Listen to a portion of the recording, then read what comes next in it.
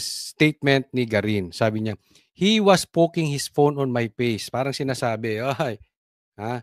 Ginaganyan daw yung cellphone. Oo, ginaganyan. He was poking his phone on my face. Sabi ko, huwag kang ganyan. I don't think it's nice na ipopoke mo yung telepono mo sa mukha ko.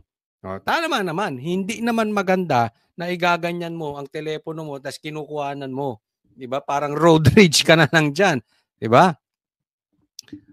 Binara siya ni Kiko Barsaga. Sabi niya, sorry kong Garin, dapat pala pera yon para happy ka.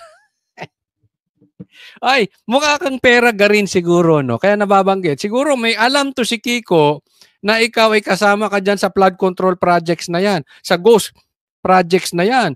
Baka marami ka ring diniliberan ka rin ng pera, hindi ka pa nasisiwala. At bakit nasasabi ni Kiko Barsaga yan? Oy, dapat pala pera. Pag pera, hindi siguro rereklamo yan. Sampalin mo ng pera, di siguro magrereklamo yan. Ano? Ha? Nako. Pero tingnan po natin itong video. Ito, pinakita ko na po itong video kahapon sa aking vlog. Pero gusto kong, kasi sumagot na si Garin kung anong nangyari. Ha? Pinoke down niya yung cellphone sa pagmumukha niya. Kaya nagalit si Garin. Kung gaano kasinungaling to. May video na nga. Alam niyang may video. Nagsinungaling pa. Paano pong walang video? Diba? Tingnan natin. Yun o. Kakatapos lang ng DOJ hearing. Ayan mo. Sandro Marcos. Samin natin. Good afternoon. Pansinin mo ha. Okay. Si Kiko Barsaga nag-greet kay Sandro. Walang harang. Diretso po siya nakakapag-video. Okay? Tingnan mo. Good afternoon, Kiko. Kumusta na yung kaso ni Tito Romualdez mo? Tingnan mo. Ikaw ang bastos eh. Ha? Mukha ka palang pera eh. Sabi ni ano yan ha? Sabi yan ni Kiko kasi kung pera hindi ka magagalit. Oh. Kita mo, may lagay ba sa'yo si Sandro? Kasi ikaw sumingit. Ikaw ang bastos. Kung pinamukha niya yung cellphone, dinutdot niya yung cellphone sa mukha mo, hindi. Ikaw ang nagdutdot ng pagmumukha mo sa cellphone. Wala ka naman dyan eh. Ikaw ang pumunta dyan eh. Anong gusto mo pag pumunta ka dyan, alisin ko yung cellphone. Nandyan, nakaganyan eh. Oh, sumingit ka. Tapos ikaw magagalit, dinutdot. Oh. Yang mukha mong pangit, hindi. Yung mukha mo, sorry. Yung mukha mo ang idinutdot mo sa cellphone. Yung ano pala. Oh, pansinin mo, umiwas pa siya. Umiwas pa dito si Kiko. Oh, ayan ha, ang layo na niya oh. Oh, clear sight na 'yan. Hindi naka ano sa pagmumukha na ni Garin 'yan. Ayaw sumagot. Yan na naman. Dinukdok mo na naman yung pagmumukha. Akala mo siguro kaganda mong babae. Dinudukdok mo yung pagmumukha mo sa cellphone. Ano bang tingin mo doon sa cellphone niya may nagbaba? Ewan ko kung anong feel nito. Bakit dinidikit yung pirmi yung hindi na nag-video call. Dinidikit yung pagmumukha mo sa cellphone ni Kiko. Ayaw sumagot. Yeah. Kita mo. Ayun, sino ang bastos? Ikaw ang bastos eh. Nag-uusap yung dalawa, pumasok-pasok ka, ang ganda-ganda. Tinatanong ng maayos ni Kiko, ikaw ang pumasok. Diba? Kitang-kita naman yung ugali niya eh. Huwag ganyan, boss. Huwag ganyan. Huwag ganyan. Ikaw ang huwag ganyan. Nagalit na si Rep Garin. So, nahuli. May video pa yan. Na-imagine ko, kung walang mga video, kunwari may deliver, mas lalong itatanggi. Diba? Next po. Ito po, gusto ko lang bigyan ng komentaryo, no? Anong sabi ni Bongbong Marcos? Walang kabusugan. Marcos angry with greedy politicos over 30% project kickbacks. Yan na. Ito yung sinasabi ko kaya hindi ako naniniwala kay Chanko na nagalit ito. Naniniwala ba kayo na nagalit si Marcos dahil kumikback sila? Naniniwala ba kayong walang kickback to si Bongbong? At kung sakaling wala man siyang kickback, hindi niya alam? Saan ka nagpupunta, Bongbong? Asan ka nga ba? Kailan ka lulutang? Kaliwat kanan na yung hearing, hindi ka pa rin lumulutang, puro ka statement na ganyan. Walang maniniwala sa iyo eh. Uulitin ko. Itong hearing na to,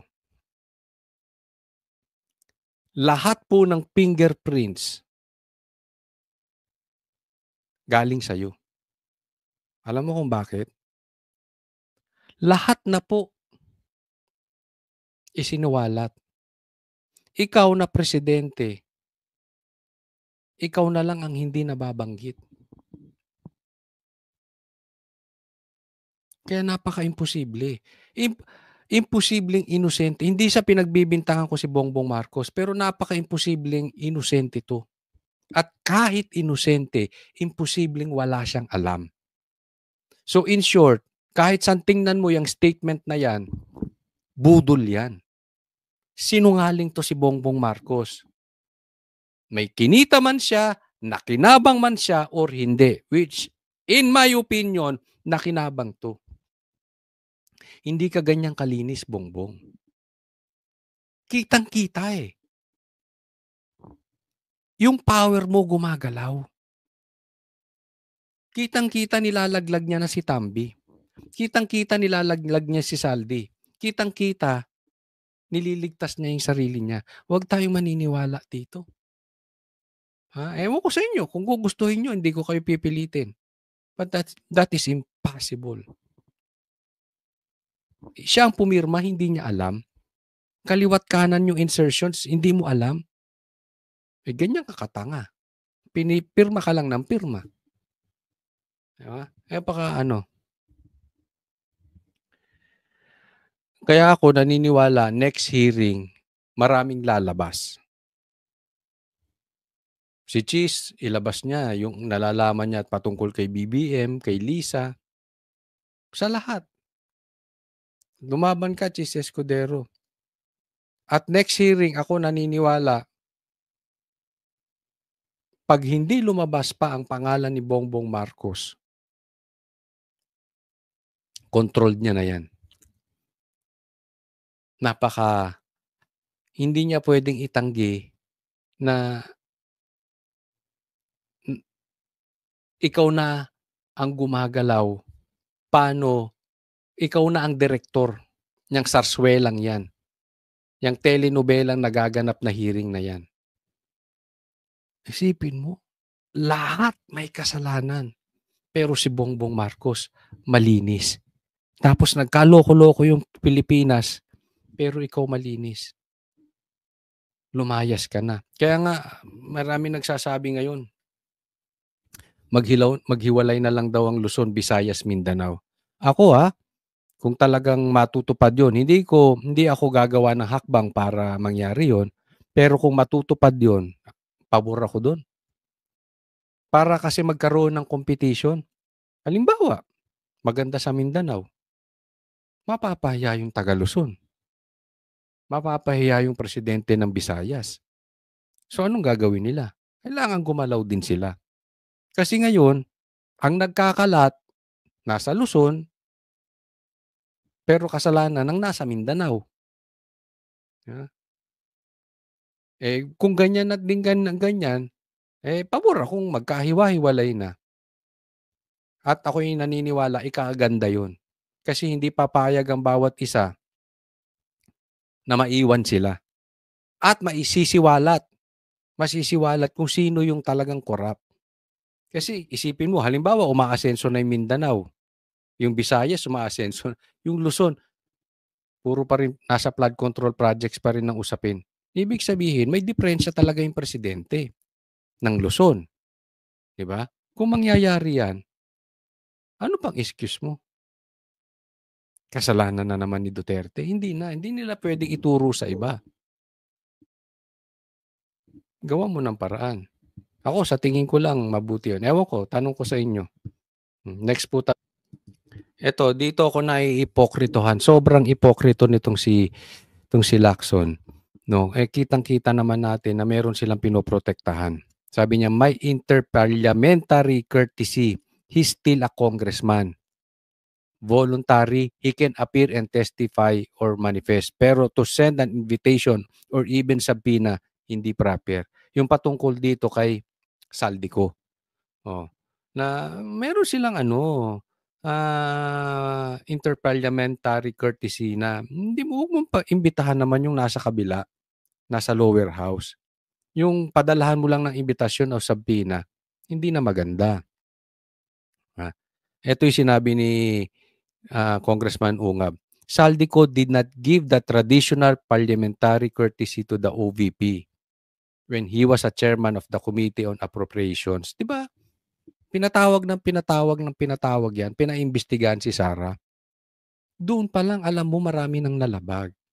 Kung ikaw maayos na politiko, kitang-kita nyo na talagang pinupolitika si Sara. Ginawa ba ni PRRD yun kay Lenny? Di ba ano sinabi ni PRRD? Tigilan nyo yung impeachment. Gustong ipa-impeach si Lenny, tigilan nyo yan. There's no reason to grant him this privilege when he himself did not respect the tradition. But anyway, malakas talaga eh. Sabi ko nga sa inyo, ang lakas ng kapit ni Tambi, ni Saldi, at ni Bongbong Marcos sa Senate. But wag tayong mawawalan ng pag-asa. Nakikita na po natin yung kulay nila. Kaya nga, dapat matagal nang maayos to eh.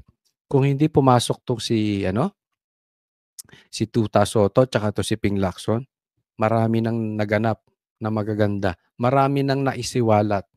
No? Kaya lang dahil dyan, nauudlot. No? Para konting tiis, malayo man, mararating din natin. Mabagal nga lang kasi hinaharang ng mga tuta, pero mapipigilan mo ba ang pagsingaw ng baho? Hindi rin eh. No? So darating at darating, kailangang magnagot ang dapat managot.